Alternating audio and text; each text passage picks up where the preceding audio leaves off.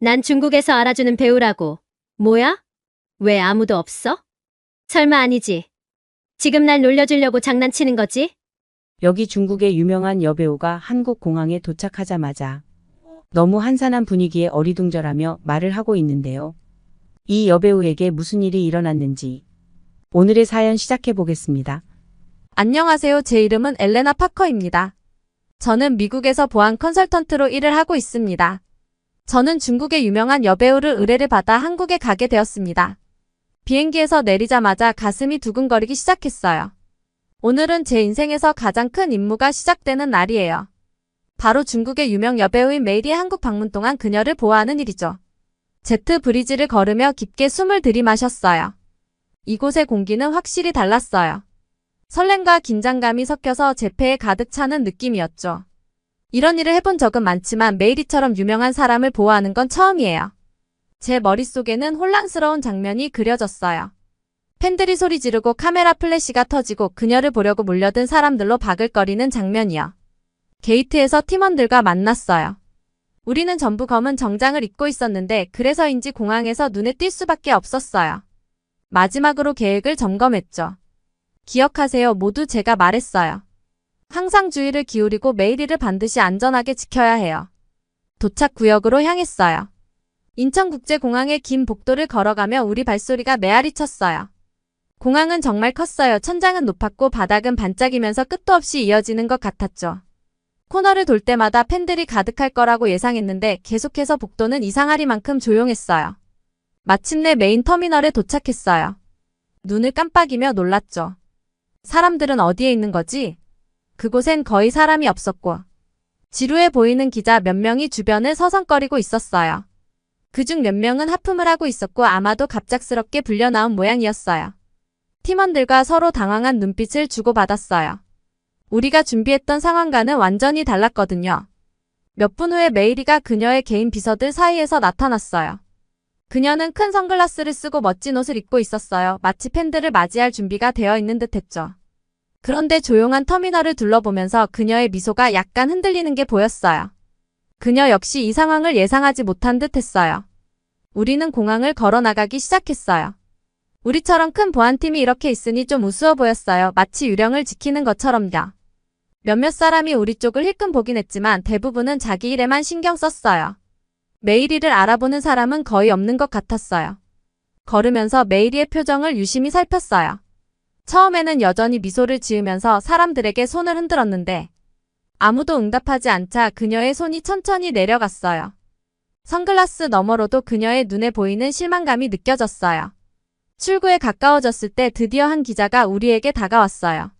메이리 씨, 그가 서툰 영어로 말했어요. 한국 방문을 환영합니다. 기분이 어떠신가요? 메이리의 얼굴이 주목을 받자 밝아졌어요. 그녀는 한국 팬들을 얼마나 사랑하고 여기 오게 돼서 얼마나 신나는지에 대해 준비된 연설을 시작했어요. 그런데 그 속에서 뭔가 허전한 느낌이 들었어요. 그녀의 목소리에는 힘이 없었고 마치 스스로도 이 말을 믿으려 애쓰는 것 같았어요. 우리는 무사히 차까지 도착했어요. 사실 이건 기뻐해야 할 일이었죠. 제 일에서는 일이 순조롭게 끝나면 좋은 일이니까요. 그런데도 메이리를 뒷좌석에 태우면서 뭔가 잘못된 것 같은 느낌을 떨칠 수가 없었어요. 서울로 가는 차 안은 조용했어요. 메이리는 창밖만 바라보면서 거의 말을 하지 않았어요. 저는 앞좌석에 앉아 아무래도 오지 않을 것 같은 위협을 계속해서 경계하며 주변을 살폈어요. 고대 사원과 현대적인 고층 빌딩이 섞인 서울의 스카이라인이 보일 때쯤 이번 여행이 앞으로 어떻게 흘러갈지 궁금해졌어요. 분명히 한국은 메이리가 기대했던 것과는 다를 거였어요. 솔직히 말해 저 역시 예상했던 것과 달랐죠. 군중으로부터 메이리를 지키는 일이 우리의 가장 큰 도전이 아닐 거라는 느낌이 들었어요. 대신 이 예상치 못한 환대를 메이리가 어떻게 받아들일지 더 걱정이 됐어요. 유명세라는 게 참 까다로운 것이어서 사람들의 마음을 어떻게 뒤흔들 수 있는지 저는 잘 알고 있었거든요. 호텔에 도착하면서 저는 메이리의 심리적인 상태도 그녀의 신체적 안전만큼 잘 살펴봐야겠다고 마음먹었어요. 이 일이 제가 상상했던 것과는 매우 다르게 진행되고 있었어요. 하지만 보안 컨설턴트로 일하면서 배운 것은 예기치 않은 도전이 우리에게 가장 많은 것을 가르쳐 준다는 거예요. 이 여행이 얼마나 도전적이고 또 교육적일지 그때는 전혀 몰랐죠. 저는 메이리를 유심히 지켜봤어요.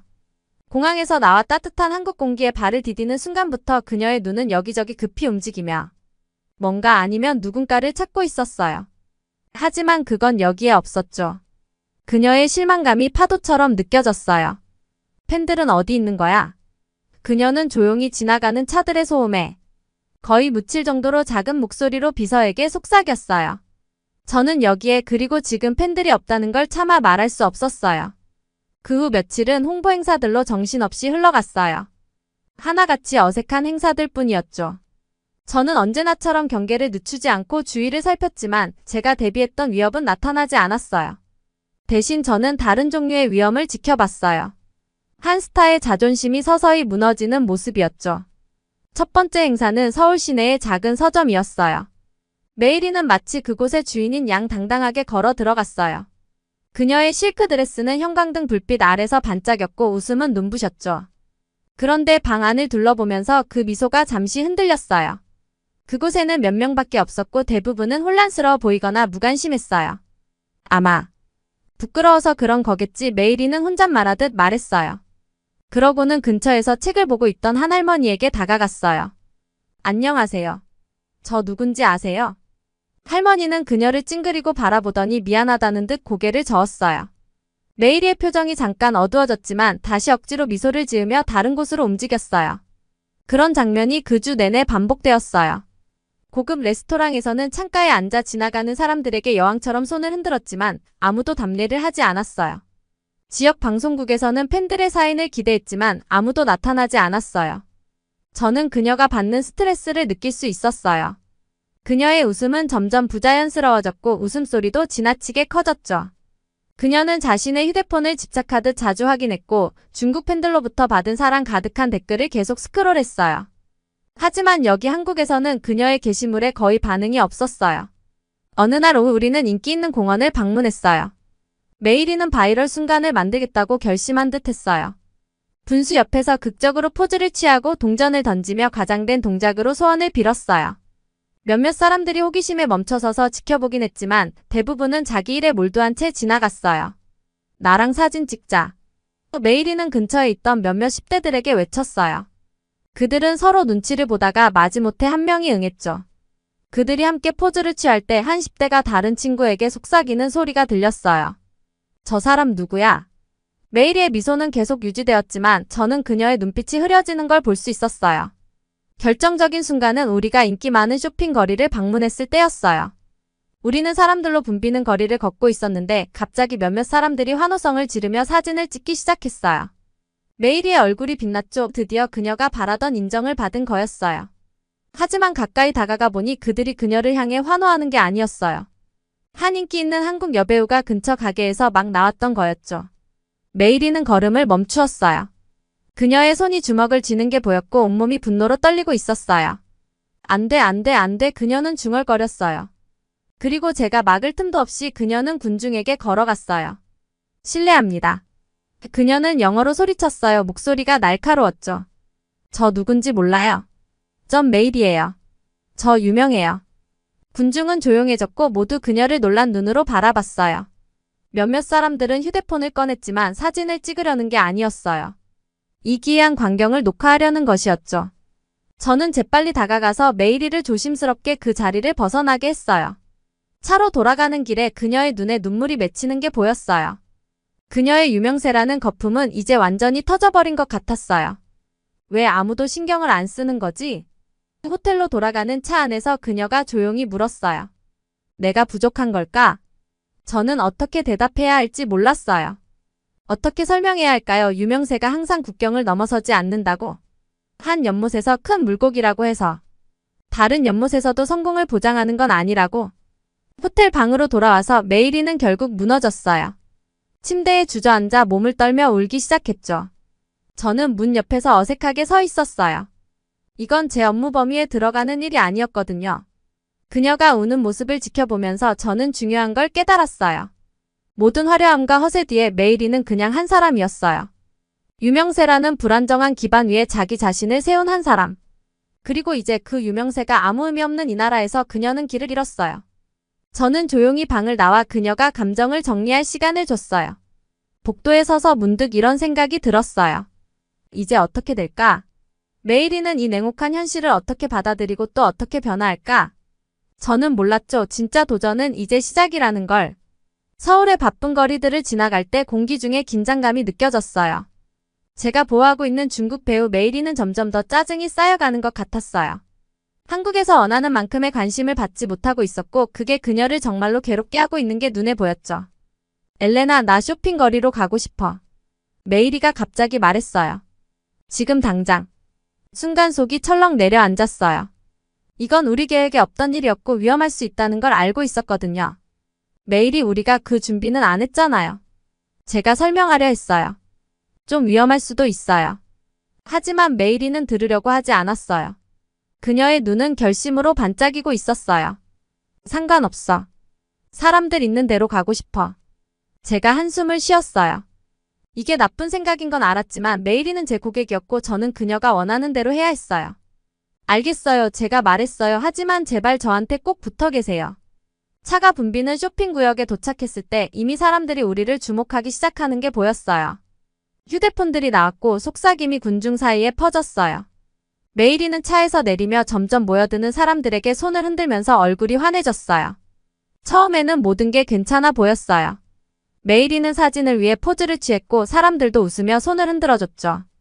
그런데 갑자기 제 심장을 뛰게 만드는 걸 발견했어요. 군중이 점점 커지고 사람들이 메이리에게 더 가까이 다가가려고 밀치고 있었어요.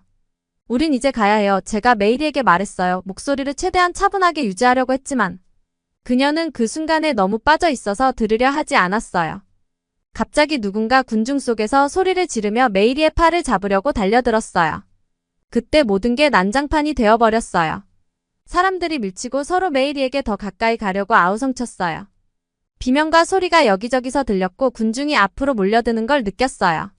제 훈련이 자동으로 작동해서 빠르게 메이리를 향해 손을 뻗는 사람을 막아섰어요. 물러나세요. 제가 군중에게 소리쳤지만 제 목소리는 소음 속에서 묻혀버렸어요. 메이리를 지키고 상황을 통제하려고 애쓰면서 제 심장은 미친 듯이 뛰었어요. 주변을 프랜틱하게 둘러보며 탈출할 방법을 찾고 있었어요. 제 팀도 군중을 막느라 고군분투하고 있었고 우리에게 문제가 생겼다는 걸 알았어요. 메이리의 얼굴은 겁에 질려 창백해져 있었고 드디어 그녀도 이 상황이 얼마나 위험한지 깨달은 듯했어요. 순간적인 판단으로 저는 메이리의 팔을 잡아 근처 가게로 끌어당겼어요. 이쪽으로 와요. 제가 외치며 그녀를 거의 반쯤 끌고 문 안으로 들어갔어요. 문을 닫으면서 밖의 소음과 혼란을 차단했어요. 가게 안은 묘하게 고요했어요. 옆에서 메이리의 가쁜 숨소리가 들렸고 저 자신도 심장이 빠르게 뛰고 있다는 걸 느꼈어요. 가게 직원들은 갑작스러운 우리의 등장에 눈이 휘둥그레져서 쳐다보고 있었어요. 괜찮아요? 제가 메이리에게 물으며 다친 곳이 있는지 확인했어요. 그녀는 고개를 끄덕였지만 겁에 질린 표정이 역력했어요. 이렇게 될 줄은 몰랐어. 그녀가 조용히 말했어요. 평소의 자신감은 온데간데 없이 사라졌죠. 저는 처음으로 그녀를 유명 배우가 아니라 겁에 질리고 집에서 멀리 떨어진 한 사람으로 보게 되었어요. 가게 매니저가 조심스럽게 다가왔어요. 뒷방을 사용하셔도 돼요. 그가 카운터 뒤쪽의 문을 가리키며 말했어요. 밖이 잠잠해질 때까지 그곳이 더 안전할 거예요. 저는 감사의 마음으로 고개를 끄덕이며 메이리를 방으로 안내했어요. 그곳에서 제 팀이 바깥 상황을 정리하길 기다리면서 메이리는 생각에 잠긴 듯 보였어요. 왜 이렇게 되는 거지? 그녀가 갑자기 물었어요. 목소리는 거의 속삭이듯 낮았어요. 그 혼란스러운 상황을 말하는 건지 한국에서의 전체 경험을 말하는 건지 알 수 없었어요.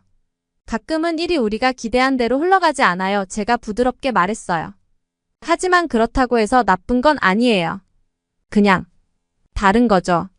메이리는 천천히 고개를 끄덕였고 제 말에 대해 깊이 생각하고 있는 것처럼 보였어요. 이 무서운 경험이 그녀에게 뭔가 중요한 교훈을 준 것 같았어요. 약 30분 정도밖에 안 됐지만 몇 시간처럼 느껴진 후 제 팀원 중 한 명이 와서 이제 안전하다고 말해줬어요. 밖으로 나가면서 메이리는 평소보다 조용해 보였어요. 사람들에게 손을 흔들지도 않고 그들의 관심을 끌려고 하지도 않았어요. 대신 저에게 바짝 붙어서 고개를 숙이고 있었어요. 그날 쇼핑거리에서의 일은 메이리에게 뭔가를 바꿔놓은 것 같았어요. 그녀는 명성과 기대에 대해 힘든 교훈을 배운 거죠. 그리고 저 역시 제 일이 단순히 신체적인 보호만이 아니라는 걸 깨달았어요. 때로는 사람들에게 세상을 이해하고 기대에 맞지 않을 때도 그걸 감당할 수 있도록 돕는 것도 제 일이라는 거려. 호텔로 돌아가는 길에 이번 경험이 한국에서의 나머지 시간에 어떻게 영향을 미칠지 생각하지 않을 수 없었어요. 한 가지는 확실했죠. 우리가 상상했던 것과는 아주 다른 시간이 될 거라는 걸요. 문을 쾅 닫고 들어서자 가슴이 요동쳤어요. 밖에서 들리던 군중의 소리가 조금 줄어들었지만 여전히 그들의 외침과 유리창을 밀어대는 소리가 희미하게 들렸어요. 저는 메이리를 돌아보며 괜찮은지 확인했어요. 메이리는 거기 서 있었어요. 충격으로 눈이 커진 채 평소 완벽하던 머리카락은 흐트러졌고 디자이너 옷도 구겨져 있었어요. 잠깐 동안 그녀는 길을 잃은 어린 소녀처럼 보였어요. 지난 며칠 동안 제가 지켜왔던 자신만만한 스타와는 너무 달랐죠. 괜찮으세요? 제가 숨을 고르며 물었어요. 메이리는 천천히 고개를 끄덕이더니 속삭이듯 말했어요. 왜 이런 거죠? 그녀의 목소리가 약간 떨리고 있었어요. 그녀가 바깥의 혼란을 말하는 건지 아니면 한국에서의 이 모든 여행이 그렇다는 건지 잘 모르겠더라고요. 아마 둘 다였을지도 몰라요. 저는 뾰족한 대답이 없어서 그저 조용히 그녀를 지켜보기만 했어요. 우리가 뛰어든 가게는 작고 비좁았어요. 형형색색의 과자와 음료가 가득한 선반이 우리를 둘러싸고 있었어요. 한쪽 벽에는 웃고 있는 K-팝 그룹의 포스터가 붙어 있었는데 그들의 밝은 얼굴이 메이리의 근심 어린 표정과는 대조적이었어요. 파커 씨, 메이리가 조용히 제 이름을 불렀어요. 우리가 만난 이후 처음으로 제 이름을 사용했어요. 잘 모르겠어요. 중국에서는 어디를 가든 모두가 저를 알아보는데 여기서는 마치 제가 아무것도 아닌 것 같아요. 그녀의 목소리에서 느껴지는 상처가 저를 다르게 보게 했어요. 그 화려한 메이크업과 디자이너 옷 아래에는 단지 한 사람. 사랑받기를 기대하면서 그걸 느끼지 못해 괴로워하는 누군가가 있었어요. 인기는 참 이상한 거예요.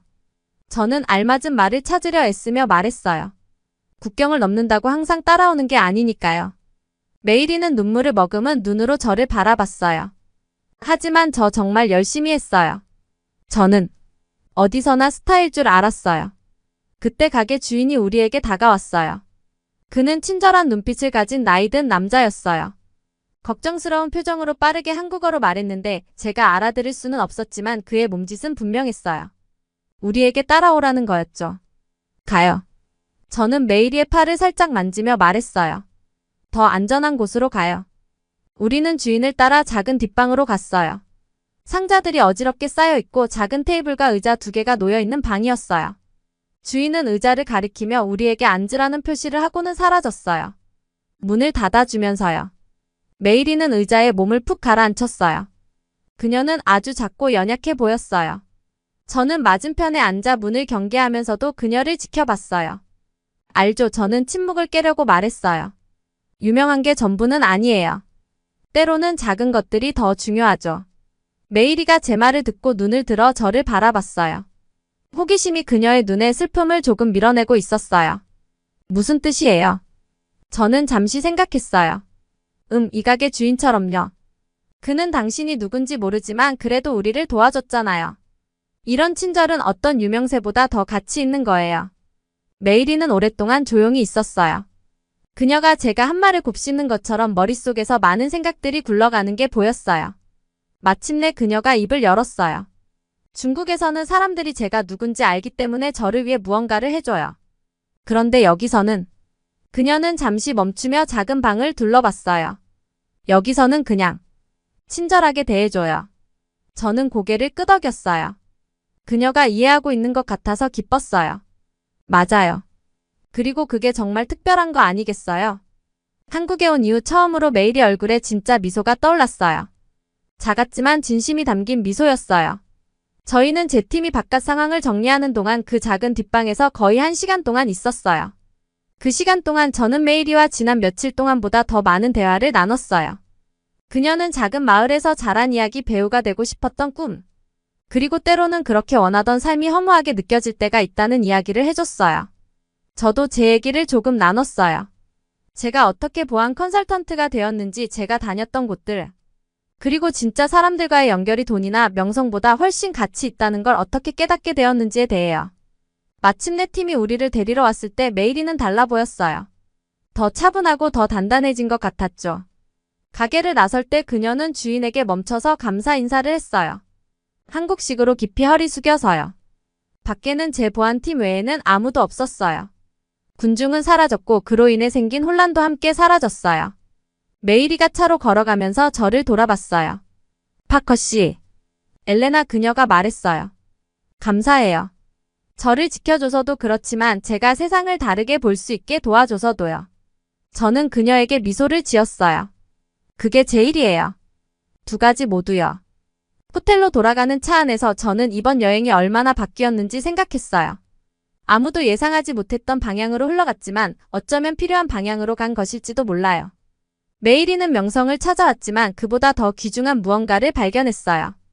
그리고 저는 가끔 제 일에서 가장 중요한 부분은 단지 사람들을 안전하게 지키는 것뿐만 아니라 그들이 세상과 자신을 새로운 시각으로 보도록 돕는 것임을 다시 한번 깨달았죠. 남은 여행은 다를 거라는 걸 알았어요. 더 조용하고 어쩌면 덜 화려할지도요. 하지만 메이리가 서울거리를 새로운 눈으로 바라보며 차분하게 제 옆에 앉아 있는 걸 보니 그게 그렇게 나쁜 일만은 아닐 것 같았어요. 메이리와의 모든 혼란이 끝나고 드디어 혼자만의 시간이 생겼어요. 그래서 한국을 좀 둘러보기로 했어요. 일할 때 관광할 기회가 자주 있는 것도 아니니까 꽤 기대됐어요. 저는 인천 근처에 있는 월미도로 갔어요. 도착하자마자 정말 감탄했어요. 이곳은 옛것과 새것이 완벽하게 조화를 이루고 있었어요. 현대적인 건물들이 역사적인 장소 옆에 바로 서 있는 걸 볼 수 있었어요. 마치 두 다른 시간대를 동시에 보고 있는 느낌이었어요. 처음 방문한 곳은 인천 상륙작전 기념관이었어요. 그곳은 정말 커다랗고 인상적인 구조물이었고 제 자신이 한없이 작게 느껴졌어요. 그곳을 걸으면서 아버지가 생각났어요. 아버지가 군대에 있을 때 이야기를 종종 해주시곤 했거든요. 아버지가 여기 있었으면 어땠을까 그 시절 군인들이 맞섰던 어려움들을 상상해봤어요. 한국 군인들의 용기가 크게 와닿았어요. 그렇게 대담한 작전을 세우고 그것을 해냈다는 게 정말 대단했어요. 저는 한국 사람이 아니지만 그 용기에 자랑스러움을 느꼈어요. 기념관을 나온 후에는 해변 산책로를 따라 걸어보기로 했어요. 바닷바람이 얼굴에 스치는 느낌이 좋았고 공기 중에 짠내가 났어요. 걷다가 엄청 큰 무언가가 눈에 띄었어요. 곡물 저장고였는데 제가 본 것과는 완전히 달랐어요. 그 전체가 거대한 그림으로 덮여 있었어요. 가까이 가서 자세히 봤어요. 색깔들이 정말 밝고 즐거운 느낌이었어요. 파랑, 초록, 노랑, 빨강이 모두 섞여 있었죠. 그림에는 한국의 생활과 자연의 장면들이 그려져 있었어요. 산, 나무, 사람들이 일하고 놀고 있는 모습들이 보였어요. 그냥 커다랗고 밋밋한 저장고를 이렇게 아름다운 예술 작품으로 바꿔놓았다니 놀라웠어요. 참 창의적이라는 생각이 들었어요.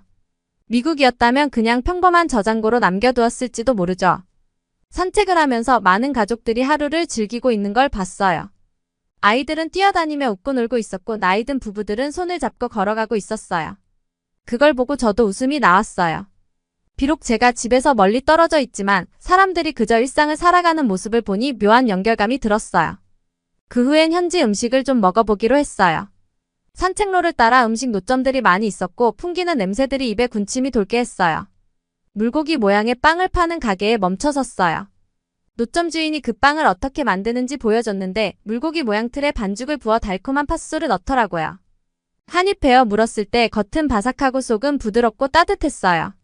단맛이 나서 좀 놀랐어요. 생선 마실 거라고 예상했었거든요.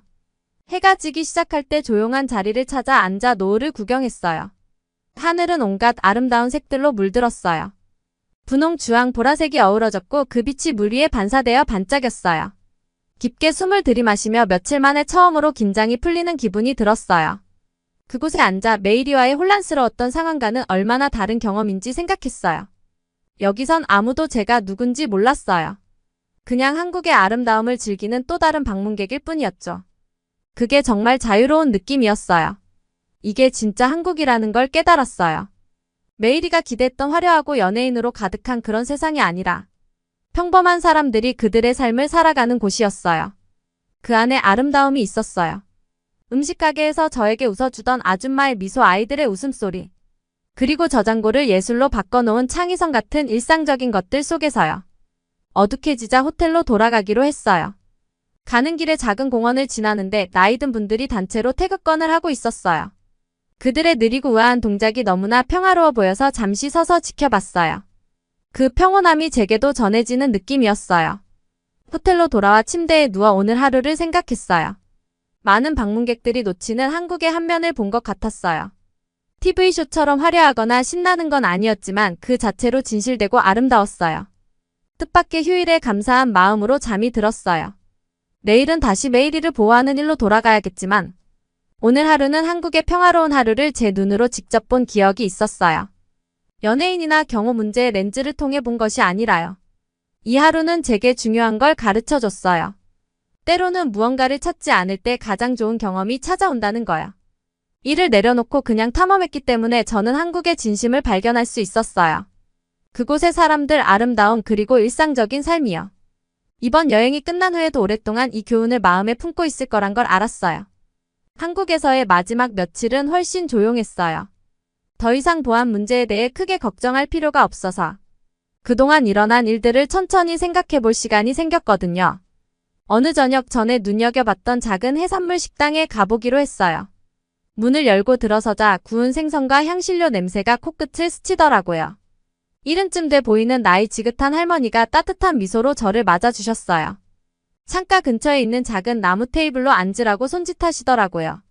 뭐 드실래요? 할머니가 서툰 영어로 물으시면서 사진이 있는 메뉴를 건네셨어요. 저는 흥미로워 보이는 요리를 가리켰어요. 치즈가 녹아있는 구운 조개 요리였죠. 할머니는 만족스럽게 고개를 끄덕이시며 주방으로 가셨어요. 기다리는 동안 식당 내부를 둘러봤어요. 벽에는 낡은 어선 사진들이나 잡은 물고기를 들고 환하게 웃는 가족들의 사진으로 가득했어요. 마치 누군가의 집에 앉아있는 것처럼 아늑하고 정감 넘치는 느낌이 들었어요. 잠시 후 할머니가 뜨거운 조개 요리를 들고 오셨어요. 향이 정말 끝내줬고 제 입에 군침이 돌기 시작했죠. 할머니는 접시를 내려놓으시면서 제 어깨를 살짝 두드리셨어요. 맛있게 드세요. 할머니가 눈가에 주름이 지도록 웃으면서 말씀하셨어요. 한 입 먹어보니 입안에서 맛이 터졌어요. 조개는 완벽하게 익었고 치즈는 진하고 부드러운 식감을 더해줬어요. 제 인생에서 먹어본 음식 중 최고였어요. 음식을 먹는 동안 할머니는 계속 제 상태를 확인하러 오셨어요. 물을 채워주시거나 작은 반찬을 가져다 주시면서 매번 맛있어요? 하고 물으셨죠. 저는 열심히 고개를 끄덕였어요. 다 먹고 나니 배가 정말 든든했어요. 할머니가 접시를 치우러 오셨고 저는 지갑을 꺼내 계산하려 했어요. 그런데 할머니가 가져온 영수증을 보니 예상했던 금액보다 적더라고요. 할인 할머니가 영수증을 가리키며 저를 가리켰어요. 한국 즐거웠어요. 그 작은 친절이 저를 깊이 감동시켰어요. 목에 울컥한 감정이 올라와서 잠시 말이 나오지 않았어요. 겨우 고개를 끄덕이며 네, 정말 즐거웠어요. 하고 말했죠. 식당을 나서면서 처음 한국에 왔을 때 가졌던 기대가 얼마나 잘못됐는지 생각하게 됐어요. 저는 혼란스럽고 다루기 힘든 곳일 거라고 생각했어요. 그런데 그 대신 친절한 사람들과 아름다운 순간들로 가득한 곳을 발견하게 되었죠. 다음 날 떠나기 전에 인천을 좀 더 둘러보기로 했어요. 물가 근처 산책로를 따라 걷기로 했는데 짠 바닷바람이 폐 깊숙이 들어와서 몇 주 만에 가장 편안한 기분을 느꼈어요. 걷다가 큰 곡물 저장소를 발견했는데 이건 그냥 평범한 저장소가 아니었어요. 마이너스 커다란 화려한 벽화로 덮여 있더라고요.